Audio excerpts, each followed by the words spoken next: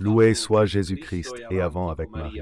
Bonne et sainte journée à vous tous, chers enfants, dans les cœurs sacrés de Jésus et de Marie, et dans le cœur chaste de Saint Joseph. Ravi de vous retrouver avec notre rubrique matinale Saint et Café.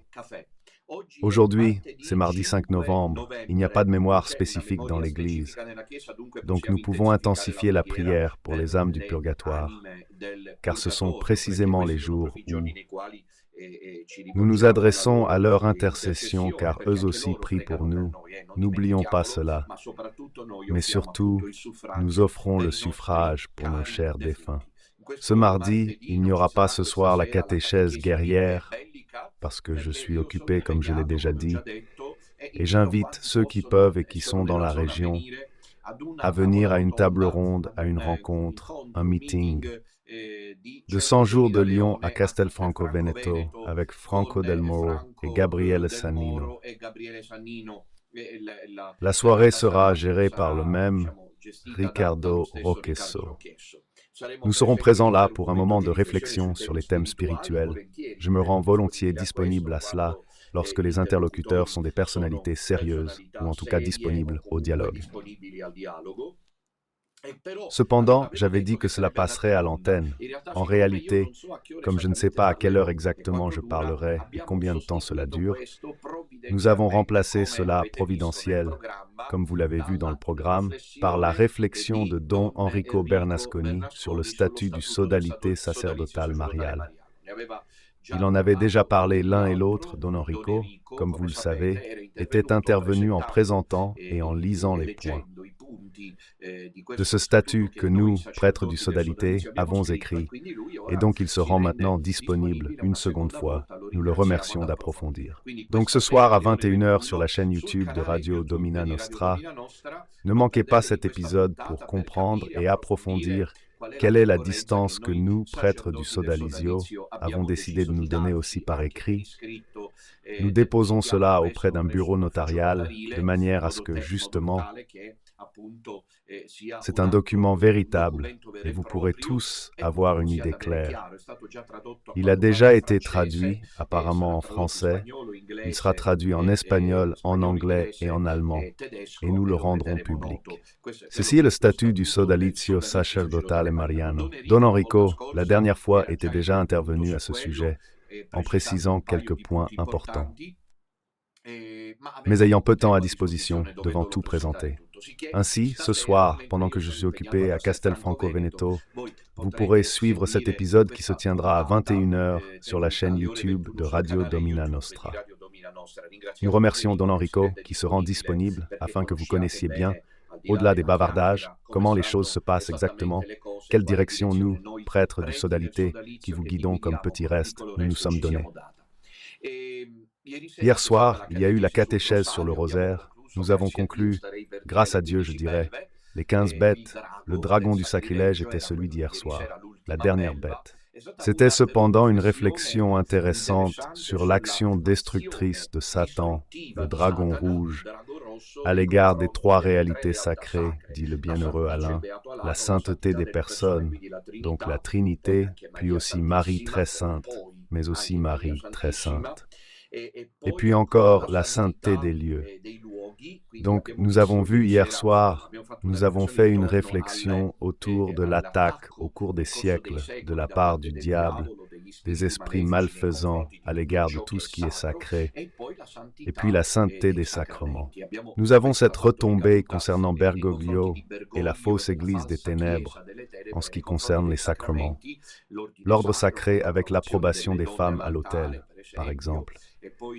Et puis aussi le sacrement de la pénitence, pour lequel le soi-disant pape François recommanderait de donner toujours l'absolution à tous. Mais on se demande alors quel sens aurait la confession auriculaire, pourquoi un prêtre devrait-il connaître les péchés des autres, s'il doit de toute façon donner l'absolution. Cela ne sert plus à rien. Mais surtout, avec des lumières spéciales, il me semble avoir eu hier soir, il y a un référent surtout au sacrement du mariage. C'était le premier sacrement ciblé par les partisans de Satan. Ce sacrement du mariage, à travers Amoris Laetitia, avec la communion aux concubins, et encore avec l'équivalence entre un couple marié à l'Église, un couple qui cohabite, démontre ce que Solucci avait dit au cardinal Caffarra, que la dernière attaque de Satan serait contre la famille et la vie. C'est une catéchèse intéressante, celle d'hier soir, pour ceux qui n'ont pas pu la suivre et qui seraient intéressés. Vous la trouverez dans la playlist de Radio Domina Nostra, intitulée L'Ultima Belva. Ainsi vous pouvez, si vous le souhaitez, la récupérer. Nous nous préparons après les excellentes rencontres de la semaine dernière à Trente, Vérone et Bergame, dont les images parlent d'elles-mêmes. Elles nous donnent. Seule, elle nous donne pour toujours. Ça fait 8 ans qu'elle nous donne en crise, qu'elle nous donne pour vaincus, et pourtant quand nous rencontrons les gens, c'est le résultat. On dirait que nous sommes à Bergame, ici en revanche à Vérone, la rencontre la plus participative, et puis il y a eu la rencontre encore avant à Trente. On se prépare, vous savez, pour la suite.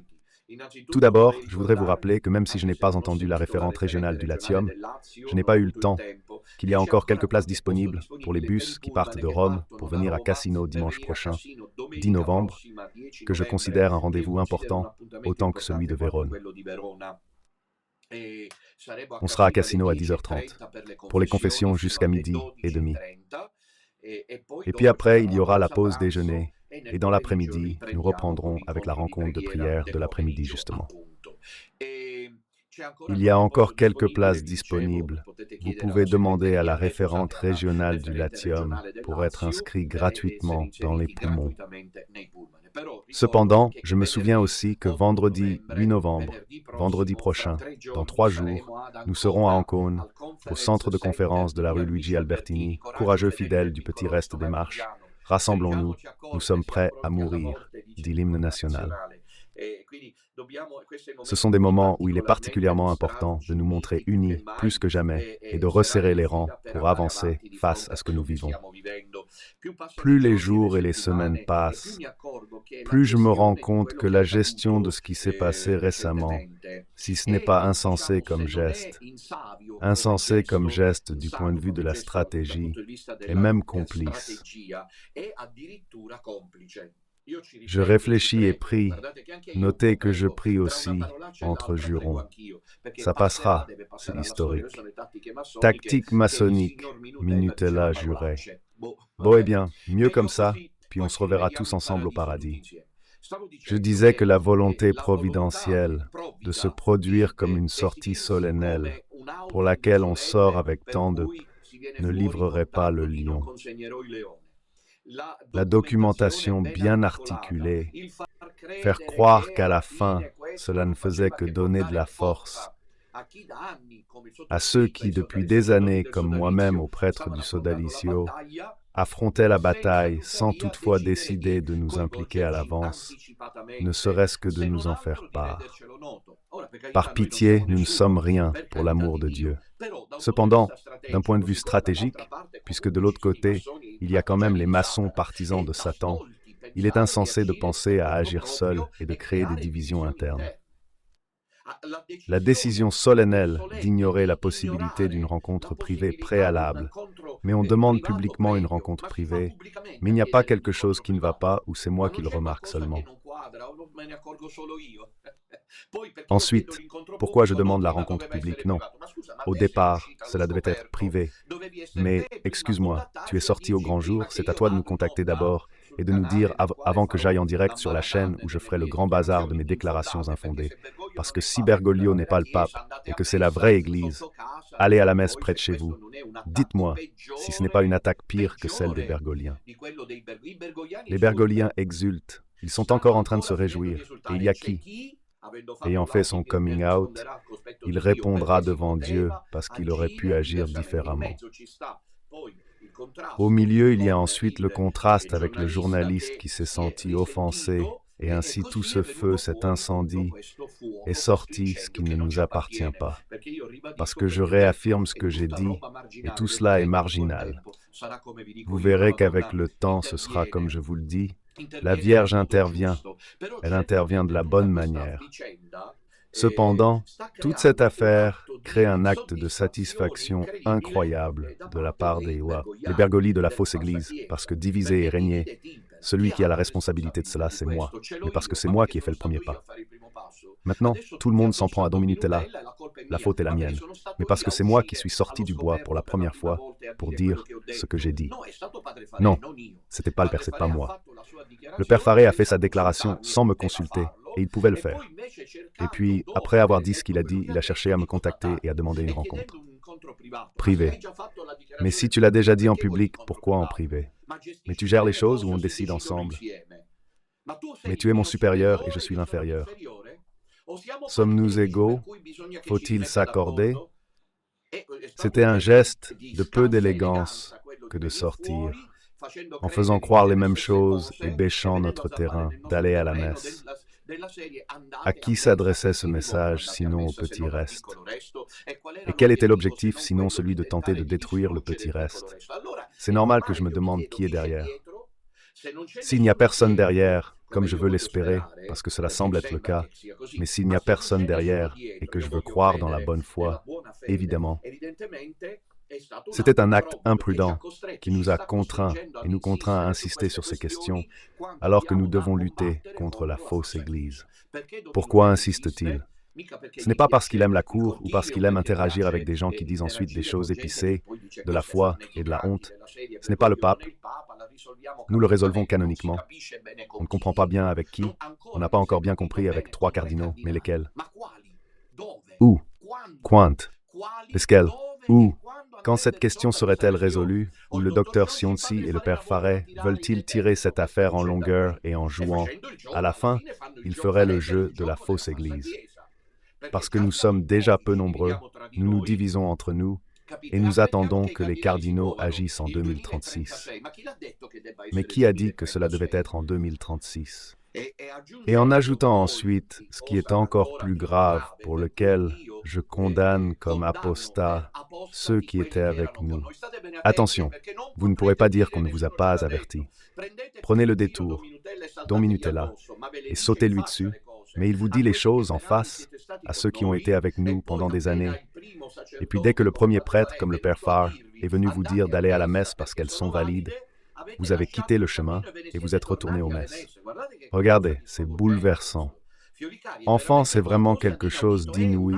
C'est un acte d'apostasie. C'est un acte d'apostasie. C'est clair, tenez-le bien en tête.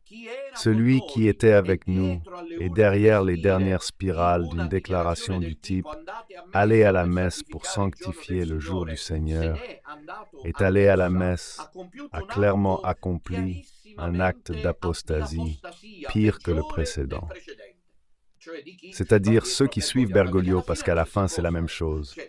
Si quelqu'un qui est bergolien et va à la messe en union avec le pape François depuis toute sa vie, c'est bon, il est apostat, bien plus il l'est. Mais je n'arrive pas à penser à ceci.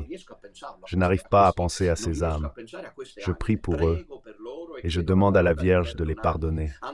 Ils ont tourné le dos à un chemin saint, souffrant, de martyrs dans lequel nous avons crié et continuerons à crier, comme l'a fait saint Athanase au IVe siècle, parce que le père Faré ne le cite pas, mais il devrait savoir, puisqu'il dit qu'il faut sanctifier le jour du Seigneur. À celui qui lui a demandé, « Mais père, Don Minutella a dit ceci, cela », et là-bas il répond non, d'abord il faut sanctifier le jour du Seigneur.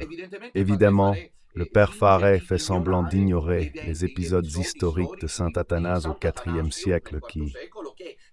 Il est clairement étrange que le père Faré ne s'aperçoive pas de cela. Il dit qu'il ne va pas à la messe avec les Ariens, qu'il ne met pas les pieds dans les églises occupées par les Ariens. Et ce n'est pas que les chrétiens d'Alexandrie, d'Égypte, de Libye, de Cyrénaïque, comme on l'appelait alors, jusqu'à rien de moins que l'actuelle Anatolie, où se trouve la Cappadoce. Parce que Saint Basile, cité par le cardinal Newman, raconte qu'une fois des fidèles sont arrivés, ayant parcouru des milliers de kilomètres pour une messe célébrée par un évêque qui n'était pas arien. Père Faré, pourquoi tu ne réponds pas? J'ai demandé le débat public et il ne l'a pas voulu, parce qu'auparavant c'était privé. Bon, chapeau, il doit décider lui, apparemment c'est lui qui décide. Et si je souligne ces points, ils appellent ailleurs, pas ici, pour dire que ce sont des détails futiles. Des détails? Ce sont des cavilles. Et les chrétiens français, le père Faré les connaît ou non, ceux de la Vendée. formés par le génie de sainteté qui était Saint Louis-Marie Grignon de Montfort, qui ne voulait pas et n'acceptait pas les prêtres constitutionnalistes français qui avaient signé la Constitution et qui étaient considérés comme apostats.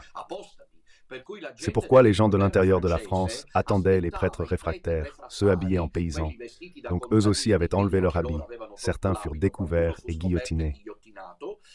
Et donc ce sont des martyrs, peu honorés à vrai dire, peu connus. Ils allaient dans les fermes, ils allaient dans les étables. Et là, les fidèles qui ne voulaient pas des messes qu'ils avaient à côté, la paroisse, ils l'avaient là. Le clocher était là.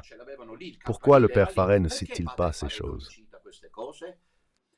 Oui, c'est vrai que je m'énerve un peu, mais c'est un fait de caractère. Pense à aborder les contenus. C'est trop facile de dire que le père Farret a raison parce qu'il parle doucement, alors que Don Minutella, lui, crie. Je trouve que c'est une action malhonnête. Père Farret, répondez-vous. Alors, saint Athanase aurait-il eu tort de dire aux chrétiens de ne pas aller aux messes des Ariens, puisqu'il dit que d'abord on sanctifie le jour du Seigneur? Mais j'entends des choses entre Célestin de l'autre monde. Il y a eu un prêtre, peut-être le père Cornet, qui a dit, si je ne me trompe pas, je pourrais me tromper, parce que je n'ai pas le temps étant en voyage, qui a dit qu'on va à la messe, ou peut-être le docteur Sionchi, mais je répète, je ne me souviens pas bien où je le lis. Et tu fais comme ça, tu vas à la messe, dès qu'il arrive, puisque dans la messe, il n'y a pas un sourd, la mention du pape. Pensez aux folies possibles. La mention du pape est faite après la consécration. Tu vas à la messe, assiste à la consécration, puis pars. Ainsi, tu as accompli avec la consécration au jour du Seigneur. Fils chers, faites très attention à tout cela, je vous le dis. Donc, quand le père Farret dit qu'il faut aller à la messe le dimanche, parce qu'il y a le 3e commandement qui dit de se souvenir de sanctifier les fêtes, il oublie qu'il y a eu 2 cas honorés par l'Église. Approuvés par le magistère de l'Église qui sont Saint Athanase, qui n'est pas un hasard, et Saint, Saint Athanase Père Fanet ou non. Si tu es de bonne foi, tu dois répondre à ces choses. Tu dois accepter un débat public, parce que les gens ensuite te mettent dans des positions erronées. Tu dis, mais non, Don Minutella se trompe, parce qu'il faut aller à la messe le dimanche, sinon on ne respecte pas le précepte. Bien. Et alors Saint Athanase au IVe siècle et les chrétiens français des XVIIe et XVIIIe siècles, où les mettons-nous? Nous pourrions être, nous, la 3e expérience, celle du petit reste, qui veut entendre des histoires de communion avec un faux pape apostat et hérétique. Compris? Apostat et hérétique. Je n'ai plus la volonté de le suivre, ce parcours qui s'est ouvert, mais j'aimerais demander à ceux qui le suivent si... Le père fera ensuite remarquer qu'il n'est pas seulement antipape d'un point de vue canonique, mais qu'on aborde également la question de l'hérésie, et rien de moins que de l'apostasie. Et alors, être en communion signifie montrer à Dieu, rien de moins, parce que la messe est un acte divin, que nous sommes en communion avec lui. Et c'est la première chose que je voulais demander. Donc je le répète, quand on parle d'aller à la messe le dimanche, cette priorité sur la possibilité de se contaminer par l'apostasie pour saint Athanase, docteur de l'Église, père de l'Église, le lion d'Alexandrie, il est plus important de ne pas se contaminer. Et cette question de la non-contamination avec les hérétiques ariens, là aussi dite saint Basile le Grand, là aussi dite saint Grégoire de Nazianze, eux aussi. Et docteur de l'Église et père de l'Église, je prierai humblement le père Farret de répondre à cette question. A-t-il tort saint Athanase et a-t-il raison le père Farret? Ou est-ce que le père Farret a tort d'envoyer les gens à la messe avec les hérétiques et avec le faux pape? A-t-il tort saint Athanase ou ne peuvent-ils pas avoir tous les deux raison? Soit saint Athanase a raison, lui qui dit, et ce n'est pas seulement lui, de ne pas aller à la messe pour ne pas se contaminer avec les hérétiques, soit le père Farret a raison, lequel ne peut pas avancer. Sinon, si nous voulons tomber dans l'hypocrisie, l'affirmation comme le font nos éternels détracteurs, qu'il n'y a pas de déclaration formelle d'hérésie. Parce que alors, chers enfants, comment allons-nous jouer? On joue comme ça à une partie de billard. Mais qui ferait cette déclaration d'hérésie? Le pape devrait le faire, parce que le pape est le garant de la foi, mais il se trouve justement que c'est lui qui n'est pas pape, qui est porteur saint de l'hérésie. On attend qu'ils disent du balcon, je suis hérétique. C'est clair qu'on ne peut s'y attendre. Bergoglio suit son chemin.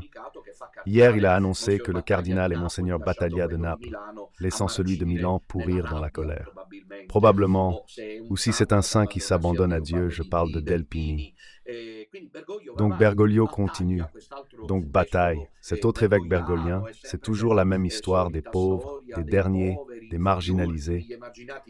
Sa première déclaration, ne m'appelez pas, ce sont des déclarations hypocrites d'une immense fausseur. Ne m'appelez pas éminence. Continuez à m'appeler Don Mimo, comme si, je ne sais pas, ce cardinal qui se fait appeler éminence n'est pas saint. Et celui-là veut les honneurs, le prestige. Appelez-moi Don Mimo. Compris? Il feigne l'indifférence au pouvoir, comme je l'ai écrit sur Saint Charles, mais ces évêques sont avides. Bergoglio suit donc sa voie. Et alors, qui devrait le déclarer pour l'instant hérétique? Quelqu'un dit qu'il faut une déclaration officielle. Les cardinaux pourraient s'en charger. Voici la question. Quels ou quand? Parce que si je ne fais pas d'erreur, à combien de personnes suivent le Père Farret, donnant satisfaction à l'Église des Bergogliens? Chacun assumera ses responsabilités. Je vous le dis ici avec beaucoup d'honnêteté, mi m'examine, je n'ai aucune raison de m'auto-condamner. Mon caractère a toujours été celui-ci. Ne me découvrez pas maintenant comme une personne passionnée, comme une personne sanguine, comme une personne peu flegmatique. Donc, que vous jouiez et que vous le lanciez, parce que vous n'avez pas comment répondre aux questions du Père Farret, au docteur Sionchi, à ceux qui le suivent, sur le fait que je dis des gros mots, cette histoire de cafard et d'une absurdité totale, parce qu'il est évident que je n'ai pas mentionné le nom du docteur Sionchi, qui se montre vexé. Et je n'ai même pas précisé de qui je parlais. J'ai expliqué que seul Dieu connaît mon intention. Je ne visais ni le doc Sionchi, ni le Père Farret. Jamais je n'oserais. Je parlais de ces fidèles offensés qui disent de suivre quelqu'un qui écrit encore, ou Don Minutella traitant les fidèles de cafards.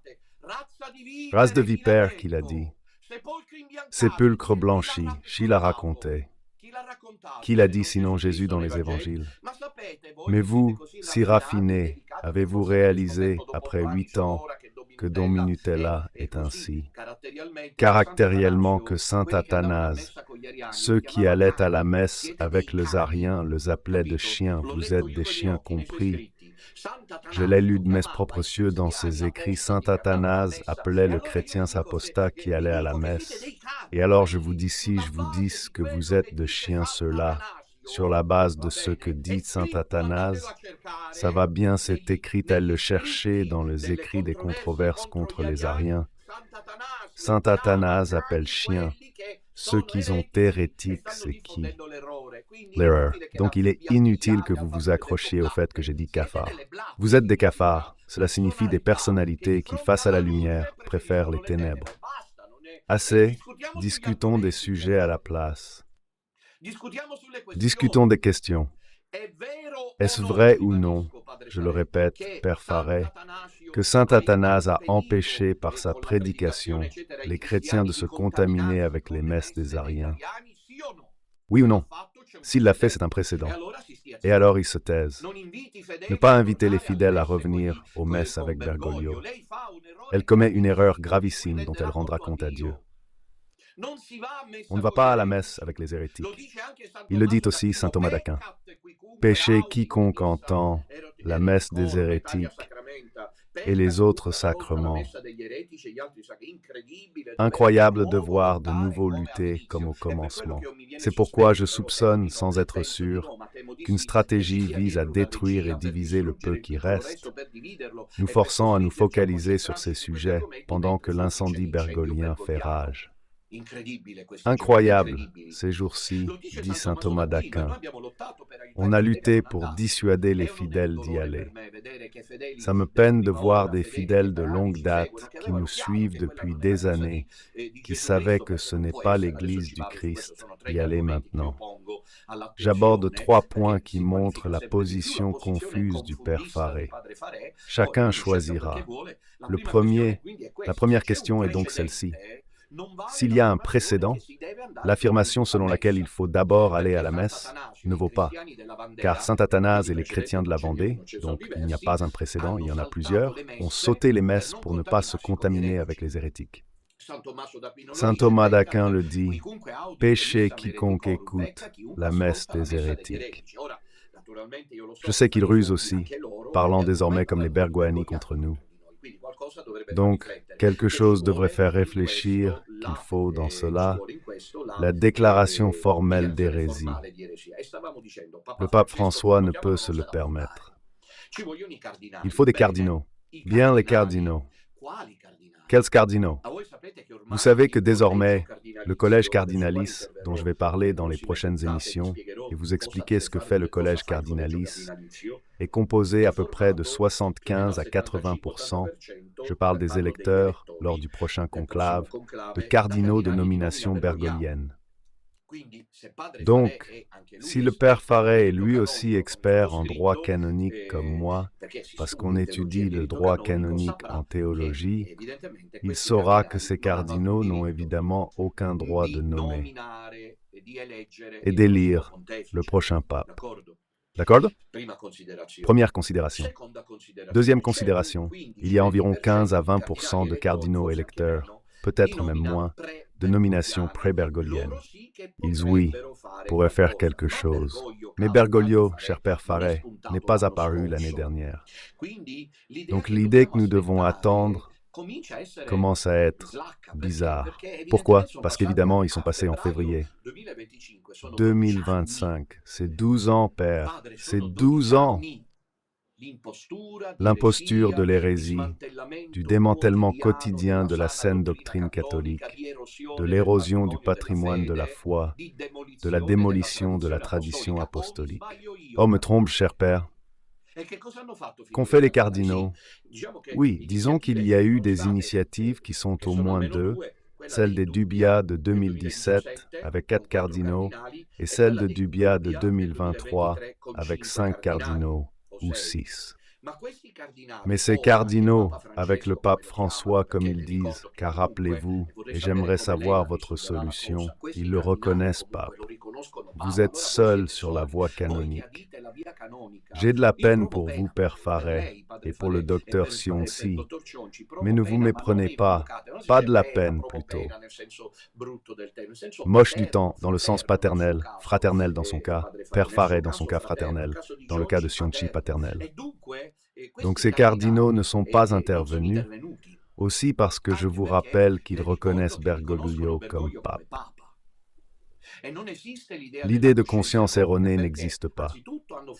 Ils ont signé des doutes montrant leur prise de conscience d'un problème avec le pape François. Ce n'est donc pas une conscience erronée, mais bien consciente. Au moins, nous devrions exclure Burke, Satan et cela. Et donc, qui reste? Qui reste? Le cardinal? Mais Welki célèbre avec le pape François. Le cardinal Welki se dit en communion avec le pape François. Comment on met cela? Donc d'où devraient venir ces cardinaux qui résolvent la question canonique et expriment une condamnation hérétique du soi-disant pape François pour les choses qu'il a dites? Entre-temps, vous poussez les gens, père Farret, à aller à la messe. Alors vous devriez expliquer ce précédent qui concerne Santi Thanasio et les chrétiens de Lavanda. Ils n'allaient pas à la messe, j'en ai parlé plusieurs fois, et naturellement c'est patient. Car je sais qu'elle ne suit pas mes cours peut-être, ou si oui, elle devrait répondre à cette autre question. Vous savez que, non, c'est toujours le premier, mais c'est à l'intérieur du premier. Vous savez qu'il y a une étude d'un auteur français. Je suis maintenant en voyage, donc je ne l'ai pas ici libre et je ne me souviens pas de son nom. Et donc je pourrais y aller de mémoire, mais je préfère aller vérifier. C'est-à-dire que cet érudit est allé dans un village pour faire une sorte de paradigme de la résistance vendéenne aux prêtres constitutionnalistes qui signaient la Constitution. Il est allé dans ce village, dans la paroisse, il a pris les registres et a trouvé que pendant les années du régime, il n'y avait pas de baptême, de première communion, de confirmation, de mariage et de funérailles. Et donc évidemment, en tant qu'historien, il s'est méfié. Et alors il a commencé une recherche patiente de sources alternatives. Il est resté là, cherche ici, cherche là, sonde, fait et dit, il a réussi à trouver, pensez un peu, pense Père Farret, un registre alternatif, comme nous, les prêtres du sodalicio, où nous enregistrons les sacrements que nous célébrons. Eh bien, il se registre une chose que lui-même porte l'auteur, que le même dimanche à la messe, célébrée par le prêtre constitutionnaliste apostat, il n'y avait personne. Et en revanche, le même dimanche dans l'après-midi, néanmoins tard le soir, dans le grenier du Vat, la pesca paysan de, le prêtre réfractaire était arrivé, attendu par cette gente vendéenne, et a célébré tant de sacrements de confirmation, tant de première communion et tant de mariages. Des gens qui mouraient disaient de demander la bénédiction des prêtres constitutionnalistes. Père Farret, on ne serait pas les premiers. Et comme vous le voyez, cela devrait être approfondi si c'est plus important d'aller à la messe le dimanche en communion avec l'hérésie ou de s'en priver pour garder la foi. C'est une question intéressante, c'est la première question théologique, puis laissons de côté les laïcs. Les laïcs ne comprennent rien à la théologie. Cela se voit dans les appels. Ils la jettent sur le ressentiment. Et il me semble que vous, Père, devriez nous aider, et nous vous aiderons à gérer la question théologique, doctrinale. Si vous refusez le dialogue, vous garantissez cette cour. De gens qui demandent à l'auteur de se soumettre à ces demandes, la rencontre privée. Un tête-à-tête, pourquoi privé et non public? Elle a commencé publiquement, pas moi. Elle aurait le droit de se plaindre si c'était nous qui étions descendus sur le terrain contre elle. Mais c'est elle qui est entrée en jeu. Ne dites pas que ce n'était pas contre nous. Quand elle annonce sans préavis public son refus d'intégrer le Sodalité Marie, c'est un défi, Père. Elle aurait dû nous en parler pour avancer ensemble, pas nous provoquer. Elle rejette d'abord le Sodalité, l'Église, la vraie, celle des messes. Et elle veut qu'on s'incline et lui donne raison. Je ne sais pas ce que le Père Farr voulait de nous, ce que nous devions faire. Je ne sais pas. Faire les idiots, ne pas nous montrer. Il a fait le vexer. Mais pourquoi? Que voulait-il que nous lui donnions raison? Quand il dit d'aller à la messe le dimanche, comme dit Don Enrico Bernasconi, devrions-nous permettre aux loups d'entrer dans notre troupeau et faire comme si de rien n'était? Et puis on nous traite de violents, d'agressifs, sans classe. Ne regardez pas les tons de Don Minutella. Regardez le contenu. Et les contenus sont ceux que, pour la énième fois, avec une patience divine, je suis sur le point de présenter à nouveau. C'était ma première question au Père Farret. Je sais qu'il ne répondra pas, j'aimerais me tromper. Pourquoi a-t-il refusé le débat public? Je ne sais pas s'il ira en Belgique pour cette rencontre, qui avait été préparée pour moi. Elle avait été préparée pour moi. La rencontre, il y a des témoins du petit reste de langue française, francophones qui le savent. Elle avait été préparée pour moi. Puis on m'a dit non, vous non, parce que vous diffusez de la haine, je diffuse de la haine. Apparemment, il ira à Père Farret, j'ai bien compris. Et j'ai dit à cette personne, même en m'ayant dit que je diffuse de la haine, calmement, il y avait des témoins. J'ai dit d'accord. Type, faisons comme ça, moi. Je viens confronter Padre Farret en terre étrangère. Mais c'est quoi? Ils m'envoient balader, ils m'ignorent, ils ne me répondent pas. La fille qui organise une rencontre en Belgique ne m'a pas répondu, parce que je suis venu ici, celui-là c'est le prêtre saint. Le théologien inaccessible, excellent. Don Minutella est un rustre, ils l'ont écrit sur les chaînes d'Andrea Cionci. Je ne comprends pas comment il n'intervient pas pour modérer ses tons. Évidemment, cela leur plaît. Minutella est un rustre, Minutella est agressif, Minutella par-ci. Mais qu'est-ce qu'il y a derrière? Ou c'est une manœuvre organisée, ou c'est un sort de Satan pour détruire le petit reste. Mieux le second aspect, car il est clair qu'ils échoueront. Les chiffres récents le prouvent.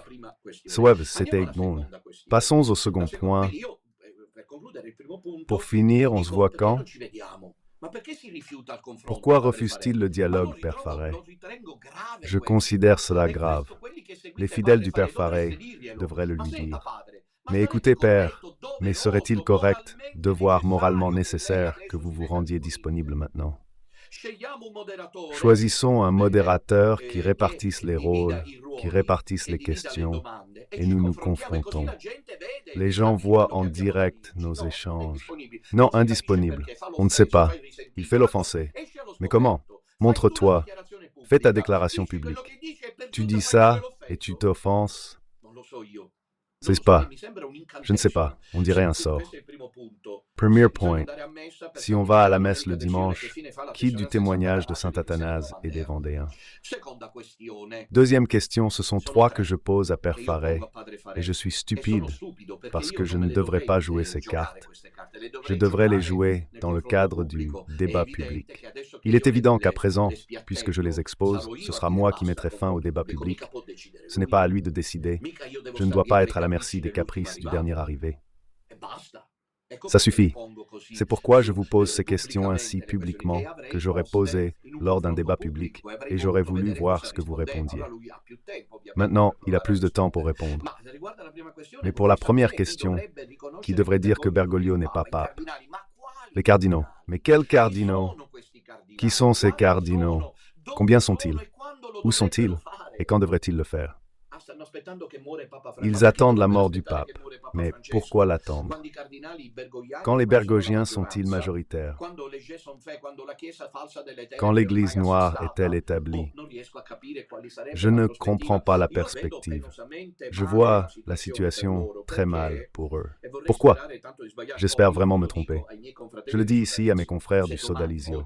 Si demain, aujourd'hui ou après-demain, quelques cardinaux se mettent en action, nous en premiers, faisons une déclaration dans laquelle nous nous soumettons à votre décision héroïque et prête, immédiate, rapide, de déclarer que Bergoglio n'est pas le pape. Nous serions les premiers, Père Faré, sachez-le bien. Personne ne réussira, même pas vous, à nous faire passer pour des sectaires. Notre position est très claire, et c'est la seule qui soit nette, et qui reprend le patrimoine de l'histoire de l'Église. Parce que son choix de dire qu'il n'est pas pape, et pourtant d'aller à la messe pour sanctifier le jour du Seigneur, ne prend pas en compte le fait qu'il est hérétique et apostat. S'il devait venir les cardinaux qui manifestement nous permettent de savoir qu'ils interviennent, nous serions les premiers à aller là-bas à Rome pour nous agenouiller, comme dans le passé je l'ai aussi fait, pour dire merci. Je suggère, mais pourquoi avoir perdu du temps à éviter ce bazar? Eh bien, je ne sais pas si je le ferai, mais je vais certainement me mettre à genoux et embrasser l'anneau des cardinaux qui devraient faire cela. Mais qui sont ces cardinaux? Et pourquoi ils perdent du temps? Et si ensuite ils ne le font pas, que ferez-vous? Pas de malin, hein? Je ferai le con, pas de malice. Parce que vous pourriez dire, eh bien alors, attendons, attendre quoi? Attention! Soyez attentifs, chers laïcs. Attendre quoi? La fausse église des ténèbres. Mais subtilement, ça pourrait contredire le plan divin, ce petit reste évoqué par Paul VI. Dire que ce sont juste des prophéties ne suffit pas. Trois papes, Léon XIII, Paul VI et Benoît XVI. Trois papes, si même eux n'y comprenaient rien en théologie comme vous. Puis il dit que je provoque, et c'était seulement lié aux prophéties. Bon, ayez de la patience avec tout le reste des gens et des prêtres et des évêques, même des papes qui ne partagent pas votre position. Cher Père. Deuxième question. Vous avez dit que celui-là est le faux pape, et pourtant, l'Église est toujours celle-là. C'est l'Église de Jésus-Christ. Et ici, plusieurs fois, j'ai posé une question, mais il n'y a pas pire sourd que celui qui ne veut pas entendre. Donc il joue sur les tons, il joue sur les offenses, sur les cafards, sur les scarabées, mais ils ne répondent pas à ces questions, ni Faré, ni Cionci, ni ceux partis là-bas. Minute là passe pour le rustre qui veut être le grand prélat. Vous en répondrez à Dieu. Si vous avez raison, bravo. Sinon, gare à l'enfer. Vous risquez d'aller en enfer, je me sens si serein, parce que vous violez ma conscience. Lorsque vous écrivez sur la chaîne de Sionchi, il le fait parce qu'il veut commander. Il le fait parce que vous êtes des malheureux à entrer dans la conscience des autres, comme vous le voyez. Je n'entre ni dans la conscience du Père Faret, ni dans la conscience du Dr Sionchi. J'examine les questions. Pourquoi de l'autre côté, vous me violez, m'agressez et offensez ma conscience? Il veut diriger, être le grand prélat, etc. C'est un autre sujet. Donc, si c'est là l'Église de Jésus-Christ, j'aimerais savoir de Père et faire la question suivante. Il y a un magistère, qui est évidemment celui que vous appelez faux pape, mais au troisième point, il faudra que vous répondiez à la question de l'acceptation pacifique universelle. Cependant, c'est un magistère qui est cependant accepté. Il est accepté et reconnu officiellement par qui? Père Faret? Des hérétiques? Ou de l'Église catholique? Si je ne me trompe, les actes apostoliques contiennent la réponse de Bergoglio sur la communion des concubins. Que sont ces actes? N'est-ce pas le recueil des textes officiels de l'Église dans son magistère? Oui, alors comment faire? Donc si c'est l'Église catholique qui va à l'encontre de l'Évangile de Jésus-Christ, il faudrait se demander quelle est la fin de l'indéfectibilité et de la sainteté de l'Église, en dehors du fait que l'Église est aussi apostolique. Et apostolique signifie qu'elle est fondée sur la tradition apostolique, qui est intangible et infranchissable. Maintenant, vous savez bien qu'avec la communion aux concubins et la bénédiction des couples homosexuels, cette Église est allée au-delà. La tradition apostolique, comme elle pourrait encore considérer l'Église catholique. Cependant, il y a la troisième affaire, la seconde, je la passe tout de suite, parce que je la passe tout de suite, parce que je l'ai traitée d'autres fois, et c'est la question de l'acceptation pacifique universelle. Je vais le dire brièvement. Elle dit que, et apparemment aussi Sionchi, que celui-là est le faux pape, et c'est la vraie Église. Et c'est la vraie Église bien. Si c'est la vraie Église, Père Faret, vous avez le devoir de répondre à l'intervention continue. La Scrosati, qui se rend compte que vous existez et moi je n'existe pour personne. Regardez comme c'est le cas. Ça fait des années que je mène ce combat, mais personne n'a jamais rien dit pour ou contre moi. Eh bien, la Scrosati est intervenue un couple de fois, encore avant le coming out du Père Faret, sur le thème de la acceptation universelle de l'Église. Dans l'œuvre « L'Église du Verbe incarné », le grand théologien Charles Journet argumente que l'Église universelle ne peut errer en se soumettant à un pape non légitime. De même, Louis Biot explique que ce fait dogmatique découle de la promesse du Christ. Alors nous avons, comme vous le savez, snobé cette thèse dans le sens où nous ne l'avons même pas traitée parce qu'elle nous a paru justement irrélevante. Pourquoi pertinent? L'Église de Bergoglio, c'est celle de Satan, des ténèbres, une loge maçonnique. Inversement, si nous avions considéré comme le Père Faret que c'est plutôt l'Église catholique, nous aurions dû nous poser le problème de l'acceptation pacifique universelle. Parce qu'universellement et pacifiquement de ceux qui comptent, surtout il y a le collège cardinalis et le collège apostolique, Bergoglio. Il est reconnu pape. Il n'y a rien à faire. Il n'y a pas de déclaration en ce moment de cardinaux et d'évêques disant par écrit que Bergoglio n'est pas le pape. Non, il n'y en a pas. On parle des démissions de 15 en ce qui concerne les écrits du cardinal Danels, et ensuite aussi dans une déclaration publique de Monseigneur Luigi Negri. Mais il n'y a pas de déclaration écrite dans laquelle il est dit que Bergoglio n'est pas le pape. Ça n'existe pas. Donc, à ce jour, le collège cardinalis et le collège apostolique reconnaissent Bergoglio comme pape. Alors, la docteure Scrosati a raison avec vous, Père Faret, parce qu'elle dit que ce n'est pas le pape et que c'est l'Église, mais cette Église que vous reconnaissez comme telle le reconnaît comme pape, donc vous devriez aussi l'accepter. C'est clair, le discours est si logistique. Et Domina et Sodalizio, ce n'est ni le pape, ni l'Église du Christ. Contre l'Évangile, ça ne peut l'être. Le discours d'acceptation universelle ne nous concerne pas. Ce n'est pas l'Église pour nous, que le pape François le garde. Ce n'est pas l'Église. Tous les cardinaux et les évêques qui le reconnaissent comme pape participent de l'œuvre de Satan, parce que Bergoglio est placé là. Du diable pour détruire la foi catholique et préparer le corps mystique de l'Antéchrist. Donc, celle que Bergoglio dirige n'est pas l'Église catholique fondée par Jésus-Christ. C'est le corps mystique de l'Antéchrist. Et on ne va pas à la messe avec eux, parce que ça constitue un péché mortel. Même le dimanche, en temps de persécution, on suit la messe où l'on peut, ou à travers les réseaux sociaux, car Radio Domina le permet. On fait la communion spirituelle, juste pour ne pas aller se contaminer avec les hérétiques. D'autre part, si celle de Bergoglio, là,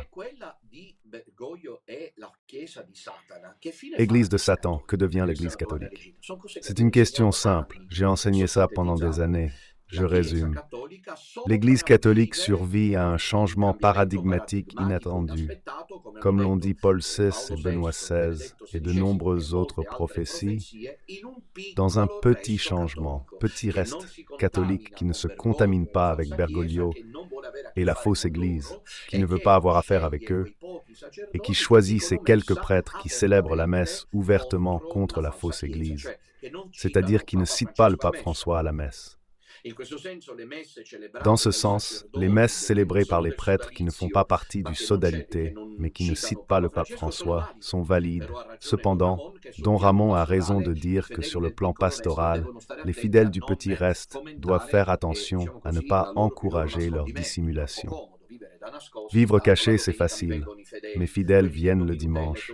Ceux que Don Minutella et Don Enrico ont laissé se faire dépouiller vifs avec la réduction du sceau laïque, nous les accueillons chez nous sans aucun sacrifice. Notre belle messe, notre belle chapelle. Personne ne nous dérange, ni nous gêne, ni s'intéresse à nous. On passe le panier, collecte l'argent, avance, paie nos dettes, continue ainsi, tant que ça va, laisse aller. Alors là, l'excellent Don Ramon a raison. Ces fidèles qui sont des nôtres et vont à la messe chez ceux qui ne la célèbrent pas en union avec le pape François, mais vivent cachés, doivent savoir qu'ils participent à une messe valide et licite, mais risquent de commettre un péché de complicité avec la lâcheté de ces prêtres qui se cachent. Car s'il est si nécessaire de s'agréger et d'aider les fidèles à recevoir la Sainte Communion, les sacrements, ce n'est pas en union avec le pas du pape. Revenons-y et concluons. L'acceptation du pape élu par les cardinaux n'est pas formelle pour l'Église, mais un acte fondamental. C'est vrai, très vrai, par lequel l'Église universelle reconnaît son fait. Lorsque les cardinaux se réunissent et le font selon les normes canoniques, ils choisissent le vicaire du Christ, et toute l'Église se soumet au vicaire du Christ, car la soumission au pape légitime est indispensable pour appartenir à l'Église.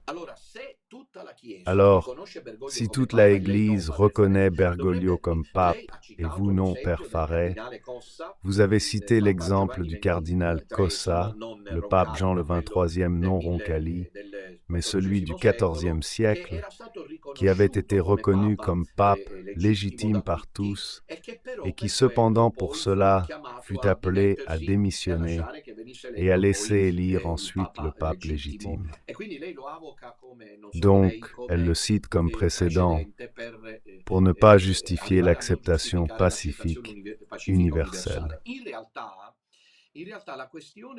En réalité, la question du pape Jean XXIII est la même. C'est assez intéressant parce qu'ils disent, le père Farret dit, il a été dans l'annuaire pontifical avant d'être supprimé, après 500 ans. Voici, il fut élu le pape Jean le XXIIIe le 17 mai 1410 pour remplacer l'antipape Alexandre le V, mort 2 semaines auparavant. Tandis qu'il était encore en vie, à la fois Grégoire XII, qui était le pape légitime et qui se trouvait à Rome, et l'autre Benoît XXIII, qui était à Avignon, ne voulait pas revenir et avait été élu par les cardinaux philo-français. Donc 3 ou 4 papes ajoutés. Donc, on peut dire tout sur l'élection de Jean XXII, sauf qu'elle aurait été pacifiquement et universellement acceptée et que jusqu'en 1946, le nom figurait dans l'annuaire pontifical.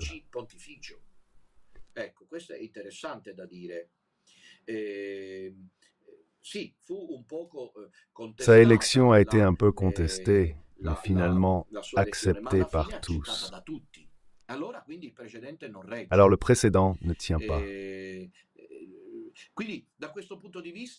D'un point de vue, il faudrait expliquer comment il est possible d'insister sur le fait que Bergoglio n'est pas le pape, alors que l'Église que reconnaît le père Farey, Vera, accepte Bergoglio comme pape. À moins que, répétons-le, les cardinaux n'interviennent. Mais quels cardinaux? Quels cardinaux devraient intervenir? C'est la question fondamentale. Quels cardinaux sont pré-bergogliani? Voyons un peu, parce que je n'ai pas eu le temps de tous les mémoriser. Pré-bergoglians. Voyons lesquels. Voilà. Alors, voyons ces cardinaux, 24 cardinaux électeurs de Benoît XVI. Nommons-les. Cardinal Amato, nous pouvons déjà l'enlever, car il n'est plus électeur, de 1938. Un autre électeur, le cardinal João Braz, de Avis Brasiliano, de 1947. En 1947, il peut encore entrer au conclave, le premier. Un autre électeur pré-bergoglien est le cardinal Klimis Baselios indien. Il est de 60 ans, donc assez jeune. Ça peut entrer au conclave. Je fais juste des exemples. Le cardinal Giuseppe Bettori, de 47 ans, archevêque émérite de Florence, cela entre en conclave. Il y en a déjà 3. Puis nous avons encore le cardinal, écoutez bien, Léon Raymond Burke. On est 4. Puis il y a le cardinal Canizas, de 1945, espagnol, donc encore disponible pour entrer en conclave. Il y en a ensuite d'autres, environ une vingtaine. Tous ces cardinaux, attention, Père Farey, ne jouons pas avec les choses sacrées, ils célèbrent ouvertement et publiquement en union avec le pape François. Donc cette question que j'avais posée en privé au docteur Cianci, à laquelle il ne m'a pas répondu, c'est « Mais que voulez-vous attendre de ces cardinaux s'ils disent déjà que pour eux, Bergoglio est le pape ?» Le conclave s'ouvrira. Je vous en prie, je vous supplie, Père Farey et docteur Cianci, vous avez emprunté une voie sans issue. C'était avec une coche, on dit en sicilien. Cette route ne mène nulle part, parce que les cardinaux que vous espérez qu'ils fassent quelque chose, cela fait déjà 12 ans qu'ils célèbrent en union avec le pape François. Il dit, mais le cardinal Burke a exprimé des doutes. Bon, il a des doutes, mais s'il l'a salué, il le voit comme pape. Donc au pire, il y a une contestation à ce stade, c'est assez inoffensif, de l'enseignement du pape François, mais il le reconnaît comme pape. Attention, problème est canonique, comme vous dites. Il ne s'agit pas d'un pape hérétique ou schismatique, mais d'un pape élu valablement. Donc pour le cardinal Burke, si Bergogliani est un pape valablement élu, et pour lui c'est le cas, il entrera en conclave. Si ensuite, et je l'ai dit au docteur Cianci, ma position n'est pas claire. Pourquoi les ennemis me visent-ils? Ma position est floue. J'accepte cela, je l'offre à Dieu. Il y a manifestement une permission divine, que je suis rustre, grossier, je dis des gros mots, j'ai perdu la raison, je ne trouve plus comment faire. Bravo docteur Cianci, bravo Père Farello, vous l'avez fait taire. Mais comment l'avez-vous fait taire? Mais ils écoutent cependant, apparemment c'est une manœuvre. Écoutez, j'ai des preuves que c'est une manœuvre. Vous devez répondre à ces questions maintenant. Pourquoi ces cardinaux le reconnaissent-ils comme pape? Et en général, le docteur Cianci ne peut pas venir me dire par téléphone dans le passé qu'il y a une conscience erronée.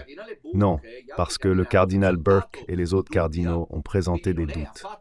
Donc ce n'est pas du tout erroné. Ils savent qui est Bergoglio en tant que pape au cas où.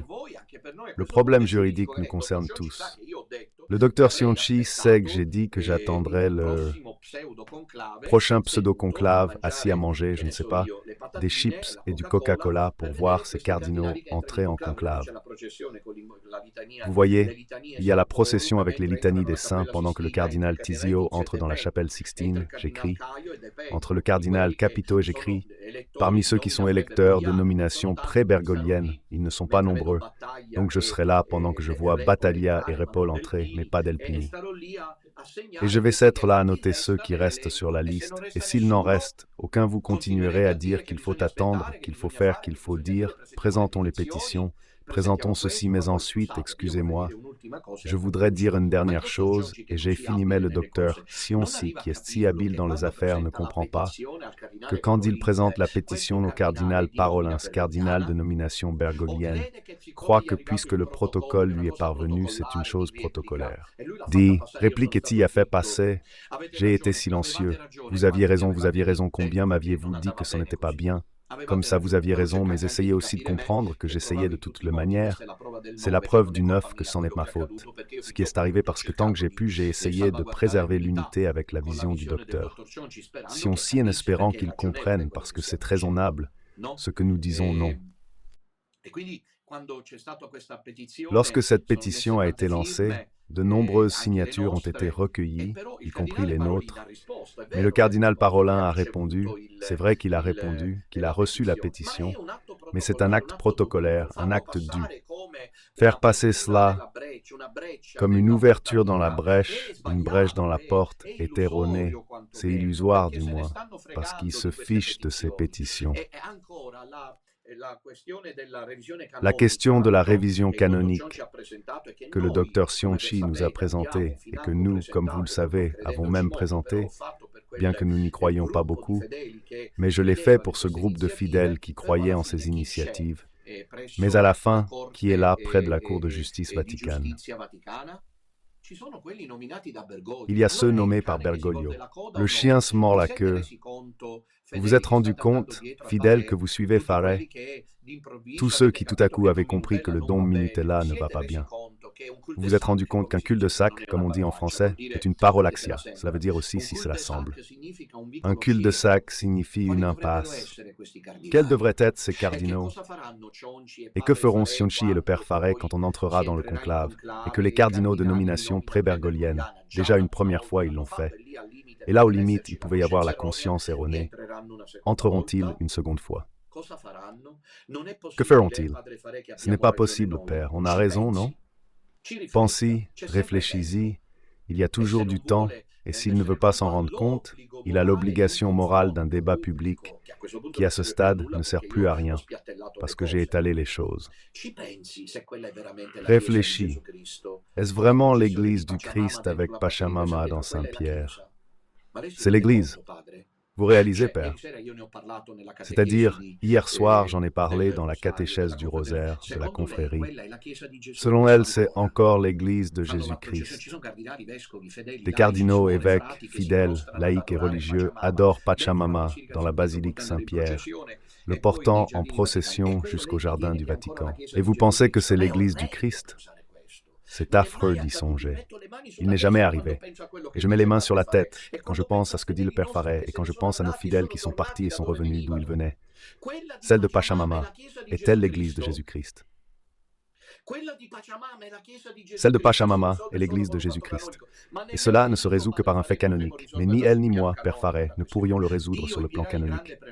La question Dieu enverra le grand prélat. Dieu sauvera l'Église, comme il a sauvé les Juifs de l'esclavage d'Égypte, intervenant personnellement. Ce ne sont pas les cardinaux qui le feront. Tous ont des secrets et sont complices d'une façon ou d'une autre. Pourquoi donc le cardinal Comastri, qui fait des catéchèses saintes, ensuite se tait, ne dépense pas une syllabe? J'ai écouté avant de commencer cette catéchèse, il y a ceux qui peuvent témoigner. Une catéchèse. Cardinal Comastri, récemment sur la mort, il cite ceci, cela. Voyez, il est délicieux. Dommage qu'il mette aussi le doigt, comme il se doit, sur le paganisme du monde contemporain, sur l'athéisme de masse, etc., etc. Dommage qu'il ne dise rien sur l'Église. C'est un silence coupable. On ne peut prétendre, comme Père Livio, que c'est par amour pour l'Église. Ce n'est pas l'Église de Jésus-Christ. La procession de Passiamamou une fois pour toutes et toutes aurait dû clarifier cela, et je suis stupéfait que le docteur Sionsi apparemment soit conscient que celle-ci soit l'Église de Jésus-Christ parle de reconquête. Mais excusez-moi, reconquête de quoi est Jésus-Christ? Qu'est-ce qu'il a fait a attendu que le docteur Sionsi arrive? Est-il resté le bras croisé? Mais c'est avec concert? Mais se rend-il compte le docteur Sionsi, chose qu'il dit, justement vue théologiquement inconsistante, et puis ils disent qu'ils sont offensés comme ils n'ont rien à répondre, ils le jettent sur le personnel. Docteur Sionsi, vous avez maintes fois au cours de ces années réaffirmé la dimension gnostique, ésotérique de l'église de Bergoglio. Maintenant, comment pouvez-vous dire que c'est encore l'église de... Où serait cette église de Jésus-Christ? De quel côté?